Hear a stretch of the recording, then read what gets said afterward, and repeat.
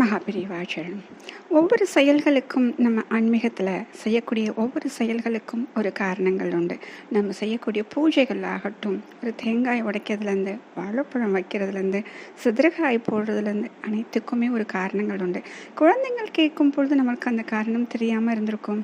ஆனால் இப்போ நம்ம தெரிஞ்சுக்கிட்டோம் அப்படின்னா அந்த குழந்தைங்களுக்கு இந்த காரணத்தை அழகாக சொல்லி புரிய வச்சு இதனால தான் சொல்கிறோம் அப்படின்னு சொல்லிட்டு அவர்களுக்கு இது புரியக்கூடிய விதத்தில் சொல்லும் பொழுது அவர்களும் இதில் இந்த காரணம் இருப்பதால் செய்யலாம் அப்படின்னு இப்போ இருக்கக்கூடிய குழந்தைங்களுக்கு அந்த எண்ணம் வரும். ஏன் அப்படின்னா காரண காரியம் தெரியாமல் எதுவுமே இப்போ இருக்கக்கூடிய குழந்தைங்கள் செய்வது கிடையாது இல்லையா.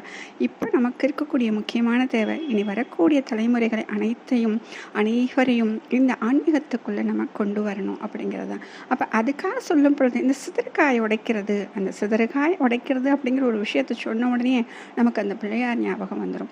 எதற்காக அந்த பிள்ளையாருக்கு மட்டும் இவ்வளோ விசேஷமான அந்த ஒரு விஷயம் நம்ம பண்ணுறோம் அப்படின்னா எல்லாத்துக்குமே ஒரு காரணம் இருக்கு இல்லையா. அப்போ எதில் பார்த்தாலும் ஒரு அசுரன் தான் இத்தனைக்கும் காரணமாக இருந்து இதில் நடந்திருக்கிறது. அந்த விஷயத்தை சொல்லும் பொழுது இதனால தான் நம்ம பிள்ளையாருக்கு சிதறுகாய் உடைக்கிறோமா அப்படின்னு நம்ம நினைப்போம். அசுரன் அப்படின்னு சொன்னாலே என்ன பண்ணுவோம் அப்படின்னா தவம் செய்வாங்க இல்லையா. தவம் செய்யும் பொழுது இந்த அசுரன் என்ன வரம் கேட்குறான் அப்படின்னா என்ன நினைக்கிறீங்க, என்ன வரம் கேட்டிருப்பாரு? அழியாத வரம் கேட்பாரு. ஆனால் இவர் வித்தியாசமாக ஒன்று கேட்குறார். நான் விரும்புகிற நேரத்தில் என் உடல் வலிமையான பாறையாக மாற வேண்டும். எனக்கு எப்பவுமே நேரடியாக அழிவு நேரக்கூடாது. என்னை அழிக்க நினைக்கும் ஆயுதம் எந்த ஒரு பொருளாக இருந்தாலும் சரிங்க, பல துண்டுகளாக உடைந்து சிதறி போகணும். 1000 முறை முயன்றதுக்கு அப்புறம் அவங்க தோல்வி அடைய வேண்டும். அது முயன்றாலும் தோல்வி அடைய வேண்டும் அப்படிலாம் சொல்லி வித்தியாசமான வரம் கேட்குறாரு. அப்போ இதில் இந்த வரம் சொன்னோடனே அது கண்டிப்பாக அதில் ஒரு விஷயம் நமக்கு ஞாபகம் வரும் இல்லையா. அப்போ 1000 தடவை முயன்றுட்டாங்க அப்படின்னா 1001 நம்ம பண்ணால் என்னாகும்? அப்போ அவருக்கு அந்த வரம் நிறைவேறாது இல்லையா. அப்போ அவருக்கு அந்த மரணம் இருக்கும் இல்லையா. அதைத்தான் இப்போ இதில் நடக்குது. இப்போ பிரம்மா வரம் கொடுத்துட்டாரு, கேட்ட வரம் கிடச்சிருச்சு. அவனுக்கு ரொம்ப சந்தோஷம். அவனுக்கு என்ன அப்படின்னா அவன் பிறந்ததற்கு காரணம் என்னன்னே தெரியாது. ஏன்னா அசுரகுலத்துக்கு பெண்ணாக இவர் பிறக்கிறாரு. ஆனால் அப்பா யாருன்னே தெரியல. அந்த ஒரு காரணத்தால் அவனுக்கு எப்போ பார்த்தாலும் கோபமாகவே இருக்கும். அப்போ இந்த காரணத்தை தெரிஞ்சுக்கணும் அப்படின்னா யாரை பார்த்தாலும் அவருக்கு கோபம். முக்கியமாக ஆண்களை பார்த்தா கோபம் வருது. அப்போ இவரை பார்த்தாலே ஆண்கள் எல்லாம் ஓடி வந்துடுவாங்களாம். அப்போ இவங்க என்ன பண்ணுவாங்க, அசுரன் கிட்ட ஒரு தடவை அடி வாங்கின ஒருத்தன் சொல்கிறானா, நீ போய் காட்டில் தவம் பண்ணுற முனிவர்கிட்ட கேளு, அவங்களுக்கெல்லாம் முக்காலவம் தெரியும், அவங்க கிட்ட கேட்டால் உன்னோட தந்தையை கண்டுபிடிக்கலான்னு சொன்னோன்னே இவங்க என்ன பண்ணுறாங்க, இந்த அசுரன் உடனே முனிவரெல்லாம் போய் தவத்தை கலைக்கிறார். அப்போ தவத்தை கலைச்சு அடுத்தது அவர்களுடைய பாபத்தை சம்பாரிச்சுக்கிறார். இப்போ கடைசி யார்கிட்ட போகிறாரு, காஷ்யப முனிவர்கிட்ட போகிறார். இதுக்கு நடுவில் என்ன ஆகுது அப்படின்னா காஷ்யபர் அவரோட மனைவி அதிதி. அப்போ அவங்களுக்கு விநாயகர் மகனாக பிறந்திருக்காரு. எப்படி அப்படின்னா அவங்களுடைய வேண்டுகோளுக்கு இணங்க. அப்போ இவருக்கு என்ன பெயர் அப்படின்னா மகோத்கடன் அப்படின்னு சொல்கிறது. மதோத்கடன் அப்படின்னு சொன்னாலும் விநாயகர் அங்கே இருக்காரு. அப்போ முனிவனுக்கு என்னென்ன தெரியுமோ அத்தனையும் தன்னோட மகனுக்கு கற்றுக் கொடுக்குறாரு. வேள்வி செய்வதில் ரொம்ப சிறந்தவனாக இருக்கார். இந்த நிலைமையில் என்ன ஆகுது அப்படின்னா காஷி நாட்டு மன்னன் தன்னோட மகனோட திருமணத்தை நீங்கள் தான் நடத்தி கொடுக்கணும் அப்படின்னு சொல்லிட்டு காஷ்யபர்கிட்ட கேட்குறாரு. சாதுர்மாச விரதம் அப்படின்னு சொல்லும் இல்லையா, அந்த விரதத்துக்காக இப்போ காஷ்யபர் போக போகிறார். அதனால் நான் என்னோட பையனை அனுப்புகிறேன்னு சொல்லிட்டு சொல்கிறார். மன்னனும் என்ன பண்ணுறார், ரொம்ப சந்தோஷமாக திரும்புகிறார். இப்போ திருமணத்துக்காக மதோக்கடன் கிளம்புறாரு. கிளம்பும் பொழுது இப்போ இந்த அசுரன் முன்னாடி வர்றார். நீ எனக்கு இந்த காரணத்தை சொன்னா தான் நான் உனக்கு வழிவிடுவேன் அப்படின்னு. அப்போ இவருக்கு கோபம் வருது.